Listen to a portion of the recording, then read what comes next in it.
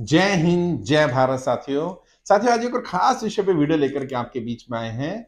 जैसे कि आपने टाइटल देख लिया होगा, इसमें मैं बात करने वाला हूँ राजनीति में आने के खतरों के बारे में। बहुत बार मैंने बात की राजनीति में ना आने में क्या खतरे हैं, क्या चुनौतियां हैं, नहीं आएंगे तो क्या नुकसान हो जाएगा, क्यों आपको आना चाहिए। आज मैं आने के खतरों के बारे में बताना चाहता हूं। इन खतरों को मेंटली प्रिपेयर हो जाइए कि ये खतरे आपको जब राजनीति में आ रहे हैं तो ये झेलने पड़ेंगे।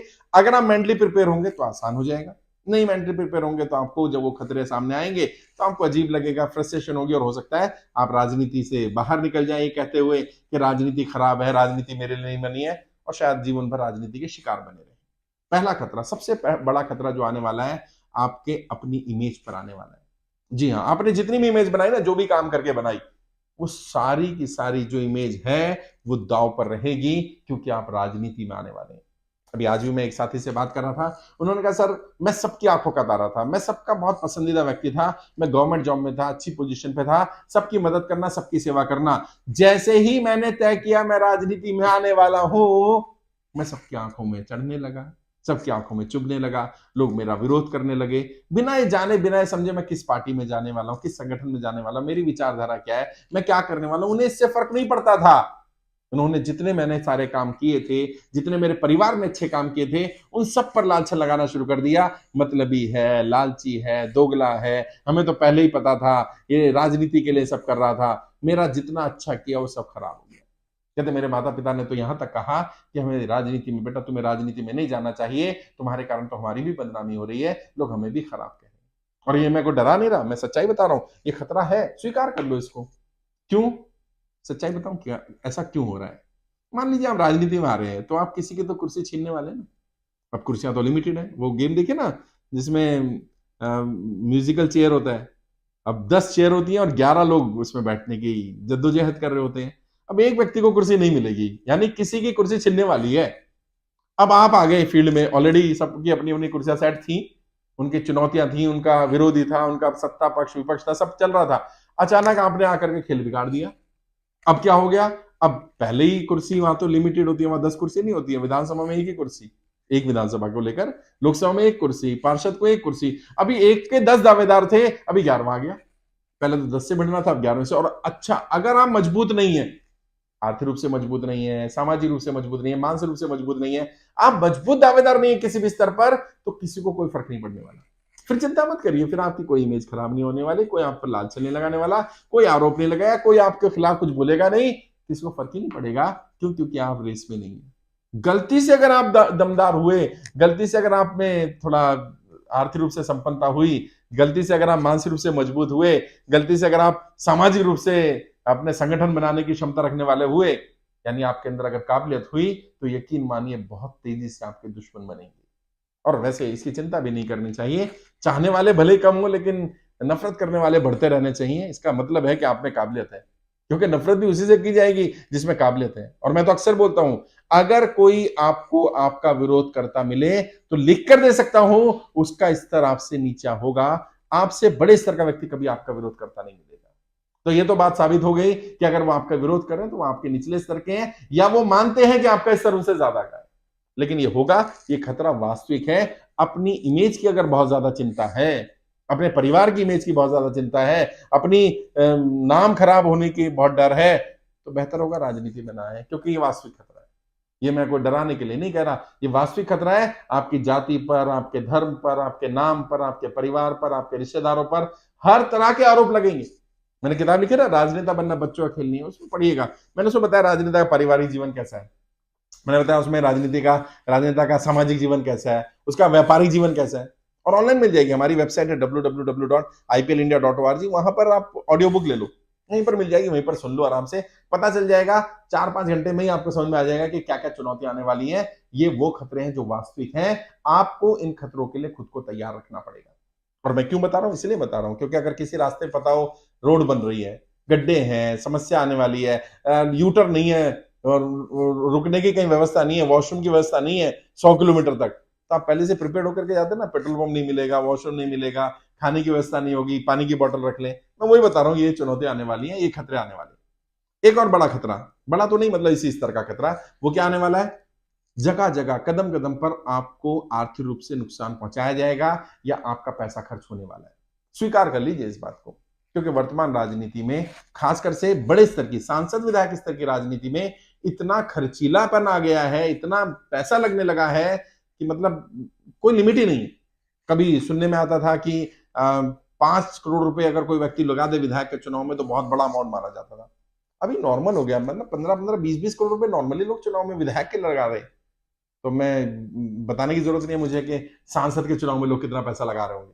और ग्राम प्रधान में आप में से बहुत सारे लोग तो ग्राम प्रधान के स्तर का चुनाव देख रहे हैं ना, 20-20, 50-50 लाख, 1-1 करोड़ रुपए तो ग्राम प्रधान के चुनाव में खर्च कर रहे हैं लोग। तो सोचिए सांसद विधायक में उससे 5-10 गुना ना हो तो फिर फायदा क्या? इतने बड़े स्तर का चुनाव है। और क्योंकि हर कदम पे पैसा लगेगा तो पार्टी में भी पैसा चाहिए, टिकट के लिए भी पैसा चाहिए, पेज बनाने के लिए पैसा चाहिए, लोगों को साथ रखने के लिए पैसा चाहिए, गाड़ी चाहिए, गाड़ी के लिए पैसा चाहिए, पीए चाहिए, पैसा चाहिए, ऑफिस के लिए पैसा चाहिए, आपके अपने खर्चे के लिए पैसा चाहिए, आपके प्रचार प्रसार के लिए पैसा चाहिए, आपकी टीम के लिए पैसा चाहिए, आपकी इमेज बनाने के लिए पैसा चाहिए, मीडिया को पैसा चाहिए, आपके सोशल मीडिया को पैसा चाहिए, आपके जितने संसाधन है उनको पैसा चाहिए, प्रचार के 75 तरीके उनको पैसा चाहिए। पैसा पानी की तरह बहेगा। और अगर आपके पास पैसा नहीं है तो ऐसे लोग होने चाहिए जिनके पास पैसा हो, जो आप पर दांव खेलने को तैयार हो। मैं आपको कहता हूं मेरे पास अपना पैसा भी नहीं है और मेरे पास लोग भी नहीं है, तो ये बहुत बड़ा खतरा है। अब क्या होगा? कदम कदम पर आप फ्रस्ट्रेटेड होने शुरू हो जाएंगे, मन में आइडियाज होंगे, रणनीति आएगी, पैसे की कमी कारण रुक जाएगी। और मैंने जैसा बार बार कहा, लोग पैसे की कमी कारण नहीं रुक रहे होते, ना तो उनके पास खुद पैसा है और ना उनके पास ऐसे लोग हैं जो उन पर दाव खेल लें। अगर आपके पास पैसा नहीं काम चल सकता है, लेकिन आपके पास ऐसे लोग तो होने चाहिए जो आपके ऊपर दाव खेलें। अब समस्या है, आप कहते हैं मेरे पास पैसा नहीं है और मेरे पास ऐसे लोग भी नहीं है जो मुझ पर दाव खेल लें। अब ये गंभीर समस्या है। तो क्या करिए? आपने जीवन में क्या कमाया, अपने आप से पहले सवाल करिए।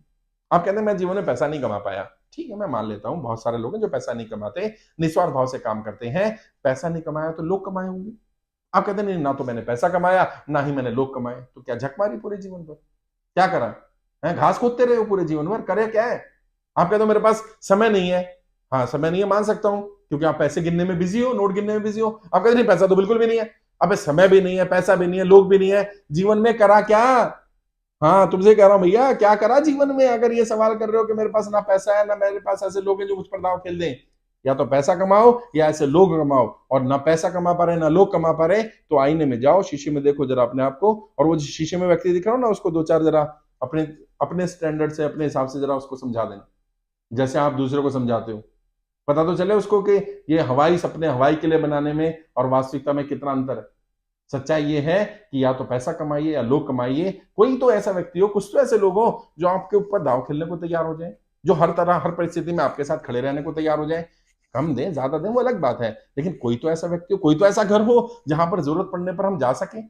अगर आपने एक भी व्यक्ति या कुछ भी ऐसे लोग नहीं कमा पाए, तो जीवन में वाकई यकीन मानिए आपने कुछ कमाया नहीं, क्योंकि ना पैसा कमा पाए ना आप लोग कमा पाए। ये बड़ा खतरा है। आने वाले समय में हर कदम पर पैसा खर्च होने वाला है, बशर्ते कि आपके पास कोई बड़ा संगठन हो, जो संगठन आपको सपोर्ट करने को तैयार हो। मैं नाम तो नहीं लूंगा, लेकिन आप जानते हैं देश के बहुत सारे संगठन ऐसे हैं जिन्होंने चाय बेचने वाले को प्रधानमंत्री तक बना दिया। क्यों? क्योंकि उनके पास संसाधन नहीं थे, संगठन के पास संसाधन थे, वो संगठन के लिए एसेट थे। और कब बना दिया? जब 30, 35, 40 वर्ष तक उस व्यक्ति ने पूरा डेडिकेटेड होकर के संगठन के लिए काम किया, विचारधारा से बिल्कुल भी हटा नहीं, डिगा नहीं। तो अगर ऐसा कोई संगठन आपके साथ है, जो संगठन आपके साथ खड़े होने को तैयार है किसी भी परिस्थिति में, तो भी दिक्कत नहीं आएगी। लेकिन ये बड़ा खतरा है। एक और बड़ा खतरा जिसकी तैयारी करनी पड़ेगी। राजनीति में आ रहे हैं तो इस खतरे के लिए तैयार रहिए। क्या खतरा? आपके अपने लोग जो आपके साथ हैं उनसे भी आपको लड़ना पड़ेगा। खासकर से जब आप पार्टी पॉलिटिक्स की बात करते हैं तो इसमें क्या गुटबाजी रहती है। अब आप किस गुट के व्यक्ति हो ये भी फर्क पड़ता है, किस पार्टी को। ये नहीं, एक ही पार्टी में 4 गुट हैं। अब 4 में से अगर आप ऐसे गुट में घुस गए जो गुट कमजोर है, तो आपकी मेहनत, आपके एफर्ट, आपके संसाधन, आपका पैसा, सब कुछ जितना मर्जी लगा दो, सब बेकार ही होने वाला है। आप कहेंगे मैं विरोधी से तो लड़ने को तैयार हूं, लेकिन अपने संगठन अपनी पार्टी में कैसे लड़ूं? हाँ, उसके लिए भी रूट में बनाना पड़ेगा, उसके लिए बाईपास सर्जरी करनी पड़ेगी।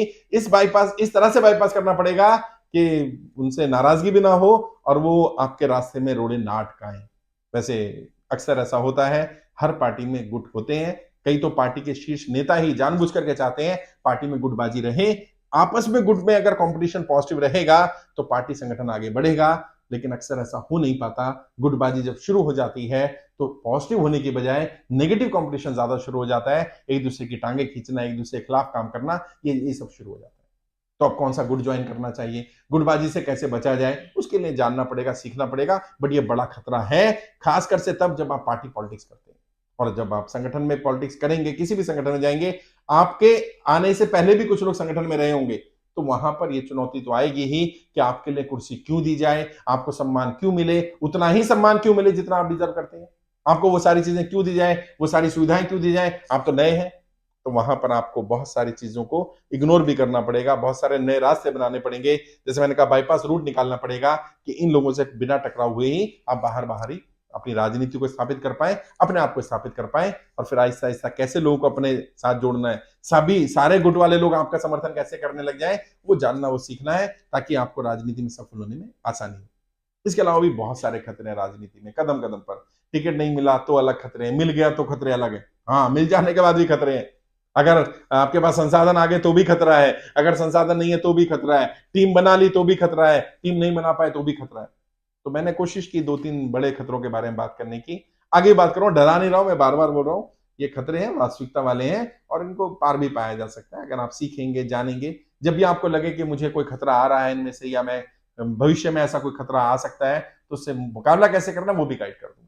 मैं समस्या और समाधान दोनों पर बात करने वाला व्यक्ति हूं। कभी बात करेंगे कि इन अलग अलग खतरों पर, कि ये खतरा है तो क्या करना है, ये खतरा है तो क्या करना है। वैसे मैंने इन सब पर अलग अलग वीडियो भी बना रखी है कि आर्थिक स्थिति ठीक नहीं है तो क्या करना है, टीम नहीं बन पा रही है तो क्या करना है, पार्टी या संगठन में गुटबाजी है तो कैसे उससे निपटना है, उसके बारे में बहुत सारी वीडियोस मैंने बना रखी है।